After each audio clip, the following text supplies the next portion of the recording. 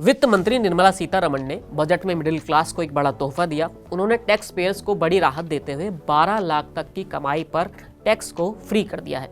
इस ऐलान के बाद से सैलरीड क्लास में गजब का उत्साह देखने को मिल रहा है, लेकिन इसी के साथ ये भी उम्मीद जताई जा रही है कि अब ज्यादातर टैक्स पेयर्स जो अभी ओल्ड टैक्स स्लैब में हैं, वो इस फैसले के बाद नई टैक्स स्लैब में आने का विचार कर सकते हैं। दरअसल केंद्रीय प्रत्यक्ष कर बोर्ड यानी कि सीबीडीटी के चेयरमैन रवि अग्रवाल का कहना है कि 12 लाख रुपए तक की आय पर टैक्स नहीं लगाने और सभी कर स्लैब में बदलाव की बजट घोषणा के बाद करीब 90% से ज्यादा इंडिविजुअल टैक्स पेयर्स नई टैक्स स्लैब को अपना सकते हैं। फिलहाल ये आंकड़ा 70-75% के आसपास ही है। अग्रवाल ने बजट के बाद पीटीआई को दिए एक इंटरव्यू में ये बताया है कि सरकार और आयकर विभाग का दर्शन और काम करने का तरीका देश में बिना हस्तक्षेप वाला कर प्रशासन सुनिश्चित करने का है। नियमित मानव आधारित खुफिया जानकारी जुटाने के अलावा एआई का बेहतर ढंग से इस्तेमाल करके ऐसा किया जा सकता है। सीबीडीटी प्रमुख का कहना है कि एक आम करदाता के लिए अपनी आय बताने की उपलब्ध कर प्रक्रियाएं बहुत जटिल नहीं हैं। इसके लिए उन्होंने सरलीकृत ITR 1, पहले से भरे आयकर रिटर्न, स्रोत पर कटौती की स्वचालित गणना का उदाहरण दिया है। उन्होंने नई कर व्यवस्था का भी उदाहरण दिया है जिसमें करदाता के लिए सरल गणनाएं शामिल हैं। ऐसे में वो बिना किसी पेशेवर की मदद के बिना अपना ITR खुद ही दाखिल कर सकते हैं।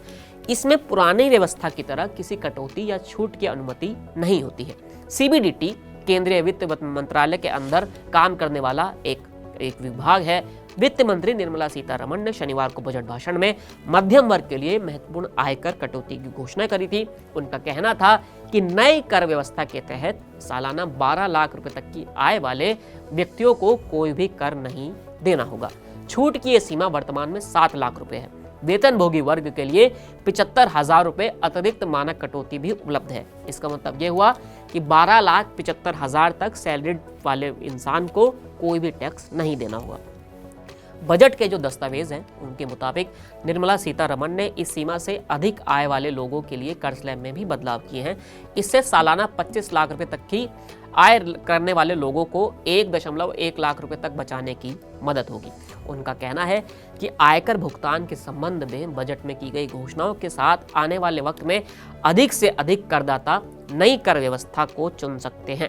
अगर ये 100% करदाता नहीं होंगे तो कम से कम अगले साल तक हमें 90% या उससे ज़्यादा के आंकड़े देखने को मिल सकते हैं। मौजूदा आंकड़ों के मुताबिक लगभग 74 से 75% लोग नई जो है टैक्स की जो नीति है उसको पालन करते हैं उसका, और अब ज़्यादातर लोग ऐसे होंगे जो पुरानी रिजीम को छोड़ने के लिए तैयार होंगे। उनका इस बात पर भी जोर रहा है कि आयकर भुगतान से संबंधित बजट प्रावधानों ने न केवल उन लोगों को लाभ होगा जो सालाना 12 लाख रुपए कमाते हैं, बल्कि इससे उन बाकी लोगों का भी लाभ होगा जो जिनकी सैलरी इससे कहीं ज़्यादा है, क्योंकि किसी ना किसी रूप में उनका भी टैक्स यहाँ पर बच रहा होगा। अब आपका इसको लेकर क्या कहना है कि आप भी क्या नई टैक्स रिजीम को चुनते हैं या पुराने टैक्स रिजीम को चुनते हैं? इसके बारे में हमें ज़रूर बताइए। फिलहाल इस वीडियो में इतना ही, फिर मिलेंगे नए वीडियो के साथ। शुक्रिया।